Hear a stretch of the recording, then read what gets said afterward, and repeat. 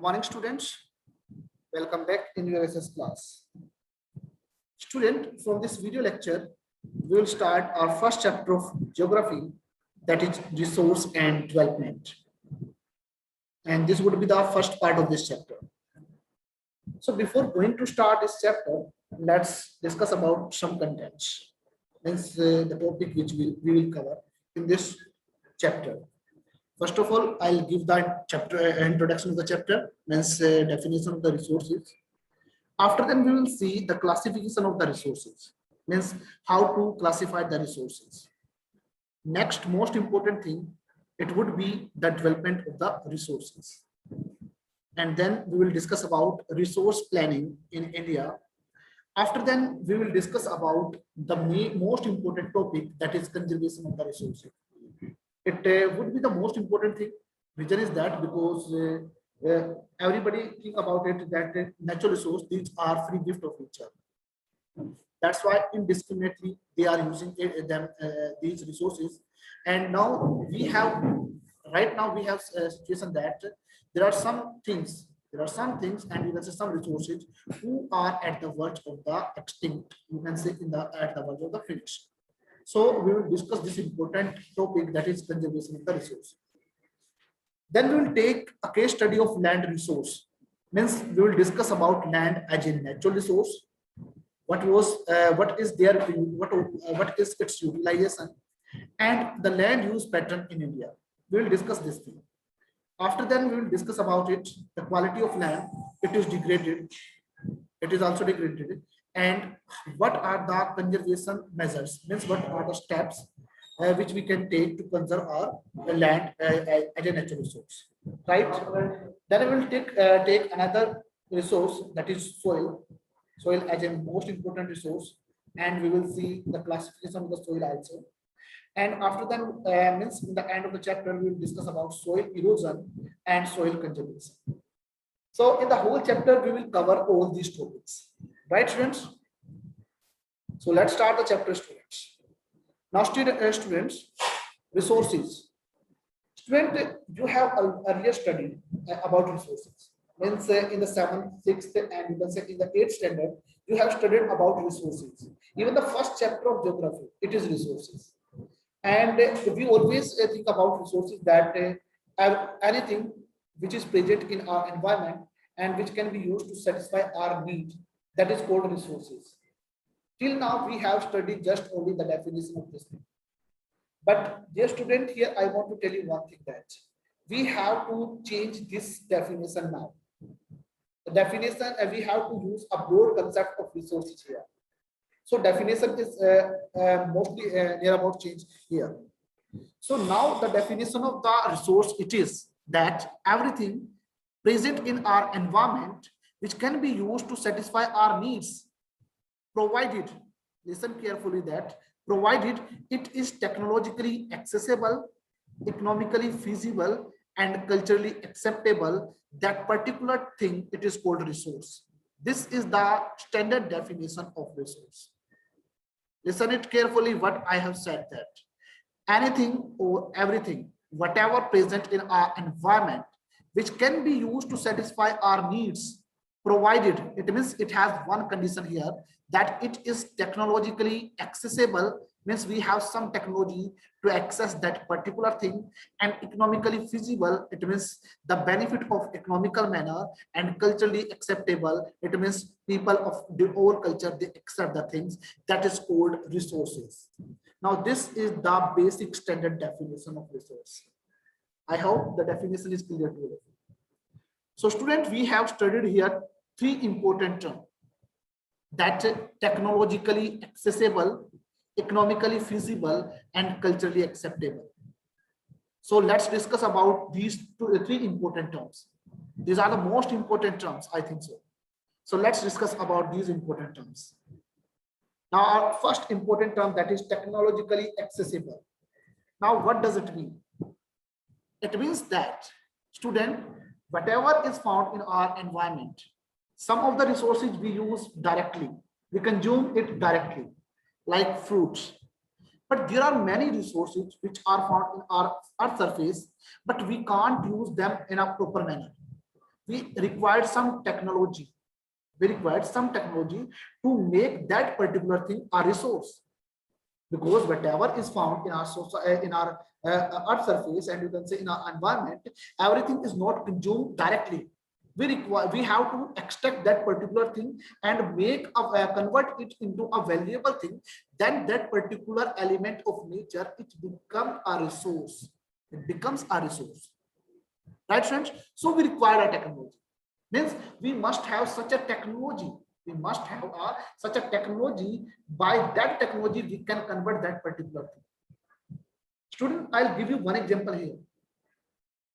One thing that we are using right now, coal as an energy resource, right friends?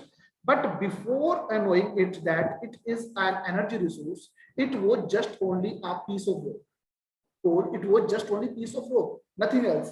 But whenever we use that particular thing into a useful into an energy resource, then that particular element of nature, it become a resource.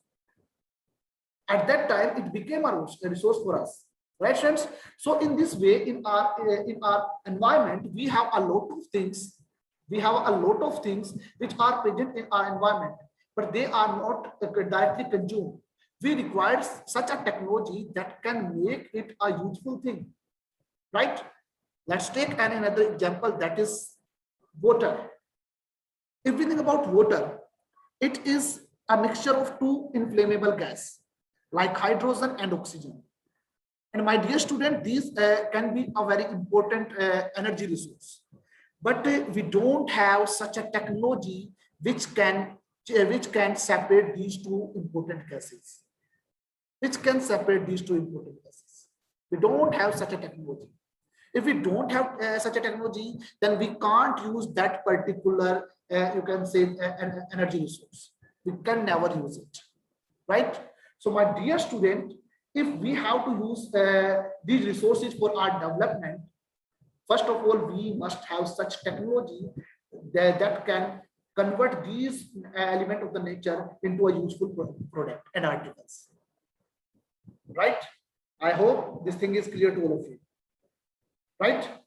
Now let's come to the another, that is second thing, that is economically feasible. What does it mean? Economically feasible. Here I want to tell you one thing, that whatever is resources is extracted, whenever we extract that particular thing, we have to invest in particular those things.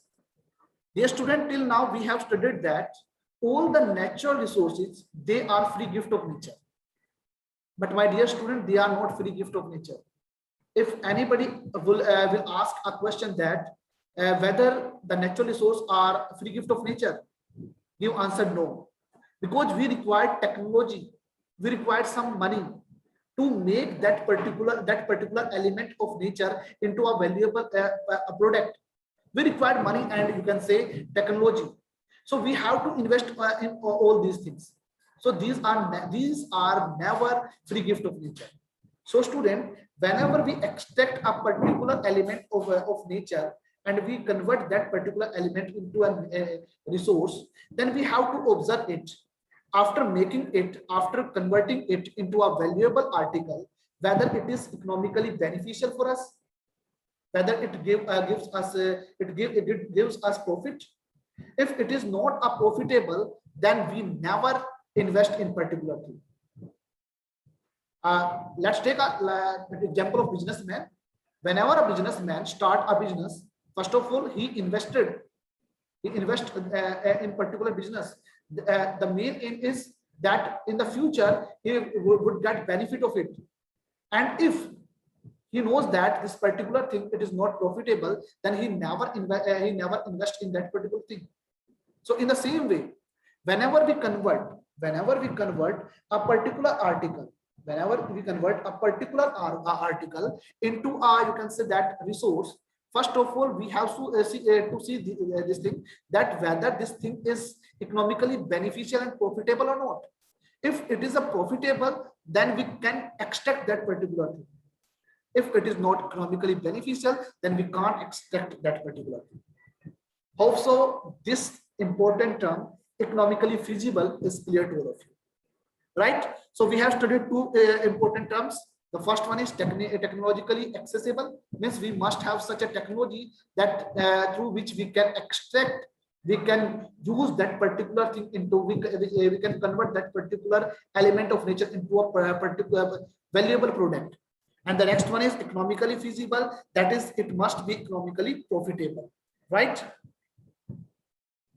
Now the most important thing, culturally acceptable. So to understand this thing, I'll tell you one story, and it would be the most important.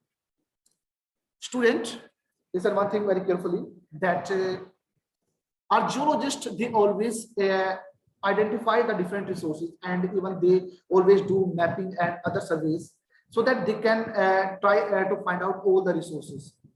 They always try. So here I want to give you just only a story. It is not, you can say that a true story. It is just only to understand this important term. This is just only. Once the geologists, they are trying to survey the new resources to find out the new resources, and they came to know about it, that resources is found in a particular village. Then our team of the geologists went in that particular village. Then they find that they do survey and all things, and they find that in the outside of the village, there is a temple. In the outside of the village, there is a temple.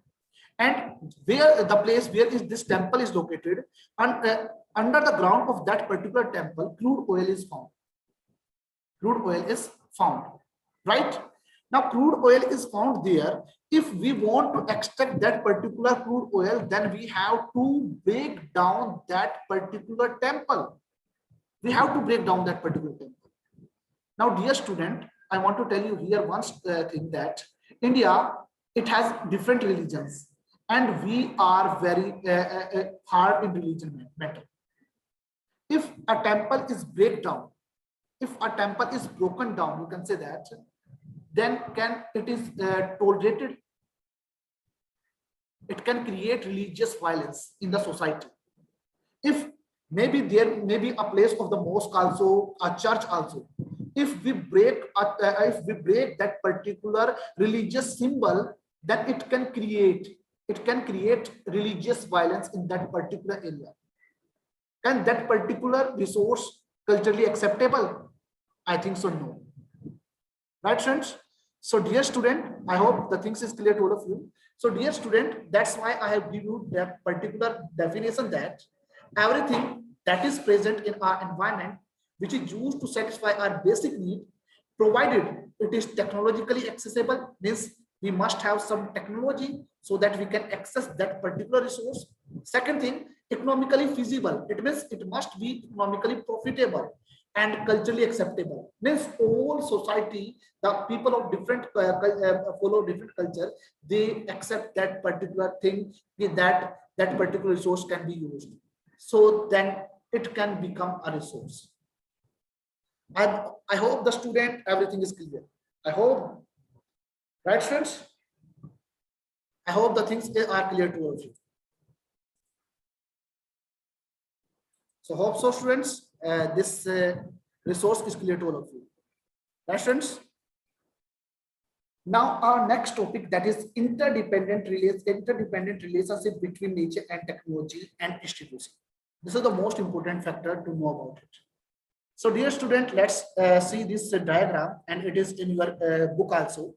That human being is the central figure, because this human being, it interact with physical environment with the help of technology and institution.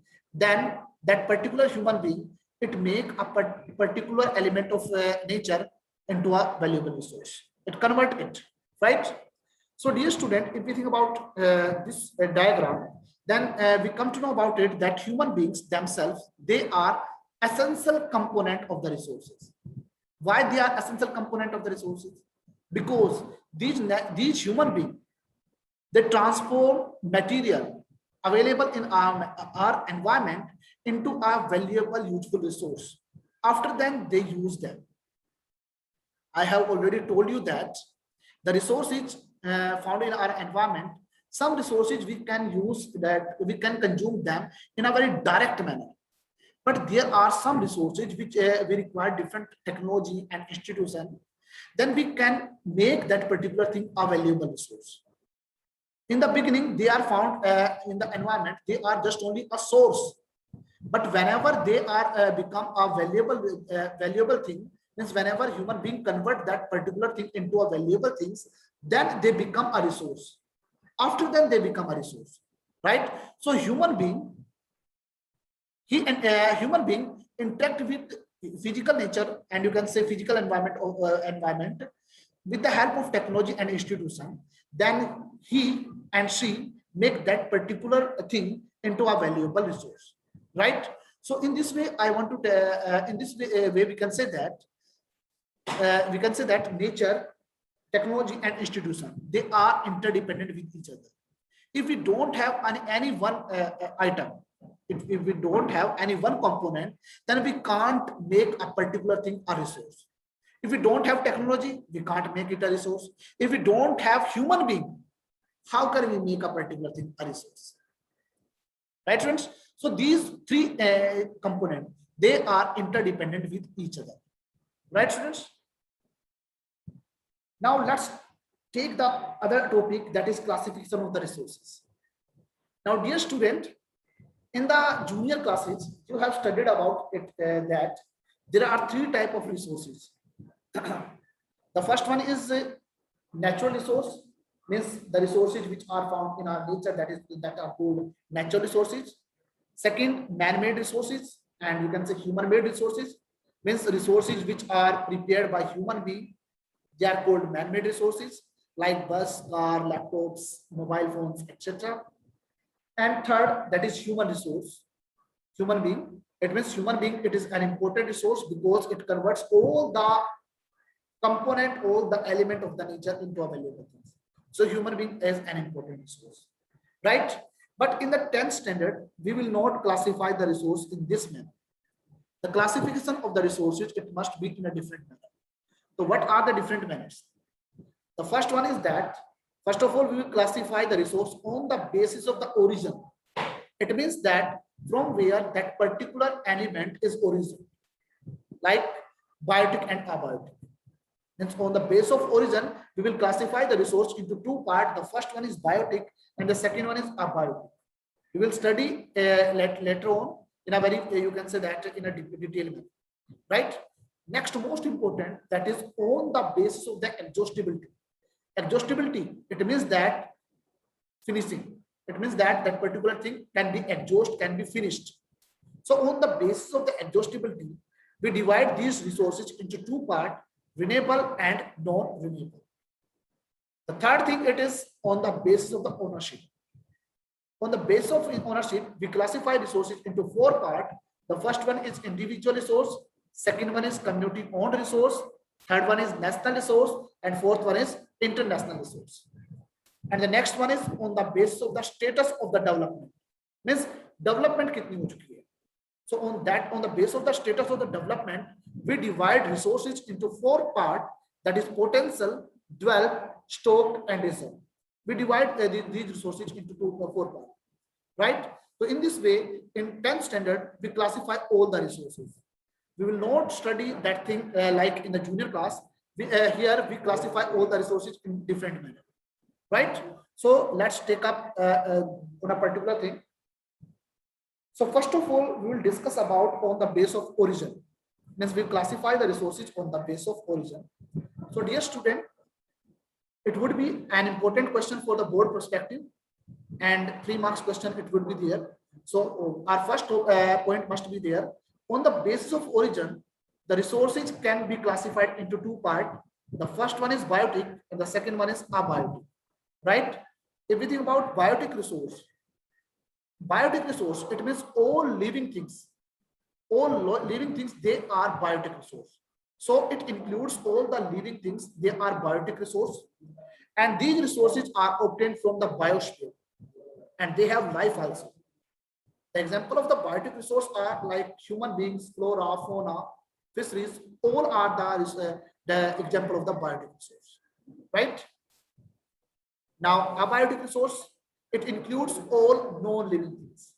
Abiotic resource, it means all non-living things, they are called abiotic resource, like wind, water, air, rock, metals. These are abiotic resources, right? So this would be a 3 marks question for you. On the basis of origin, we can classify resources into two parts. The first one is biotic and the second one is abiotic. If we think about biotic resource, it includes all the living things like human beings, flora, fauna, etc. But if we think about abiotic resources, all the non-living things, they are known as abiotic resources, like wind, water, air, rocks, metals, etc. Right? So this is the classification of the resources on the basis of the origin. Hope so it is clear. Now come to the another point, that is on the basis of the exhaustibility of the resources. So dear student, here the resource would be exhaust. Means on the basis of the exhaustibility, we classify the resources into two parts. The first one is the renewable resource and the second one is the non-renewable resources. And you well aware about these two types of resources because you have already studied about it in the previous classes, in the junior classes also. So if we think about renewable resource, the resources which can be renewed and reproduced by the physical, chemical and mechanical process, they are called renewable and replenishable resources. They are in a very huge quantity with us, right? Like solar energy, wind energy, water energy, right? So these are the renewable resources. The renewable resources, these can be classified further into a continuous and flow manner. But these two things we will not discuss here in a detailed manner. Just only we must have about knowledge about it, that these resources can be classified further into a continuous and flow manner. Means something that is provided in a very continuous manner and something that is can produce in a very flow manner. Right? So dear student, if we think about these resources, many of these resources, these are replenishable. It means that these resources can be recycled within the environment by the natural process, and that's why their quantity it always remain constant. You can say that, right? Like oxygen and water cycle. Some of them they are their cycle can be take place in a very rapid manner, like oxygen cycle and water cycle. But there are many few things whose cycle is very slow, like rock cycle. So this is renewable resource. And student, the another name of this renewable resource, it is non-conventional resource. The another name of these resources, it is non-conventional resources, right?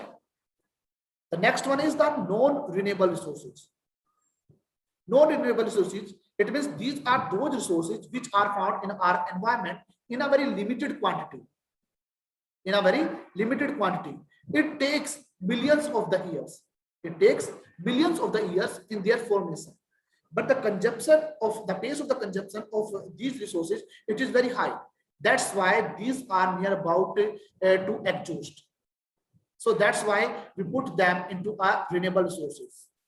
All the fossil fuels like coal, petroleum and natural gas, these are considered non-renewable resources. They can be exhausted at any time. Metals like gold, silver, copper, iron, they can be recyclable. But my dear student, the pace it is so slow that it can't cope up with the pace of the consumption. That's why we put these resources into non-renewable resources, right? Because the pace of their formation it is very slow. But the pace of the consumption it is very you can say high. That's why we have to put this thing into non-renewable source. So this is the classification of the resources on the basis of the exhaustibility, in which we classify a resource into two parts, that is renewable and non-renewable. Right? Also, and okay, non-renewable resources, these are called conventional energy resources. Right? I think so clear to all of you. So come to the next point, that is on the basis of the ownership. So student, this would be we study in the next video, right? Also, everything is clear to all of you. So I'll see you in the next video. Thank you. Have a nice day.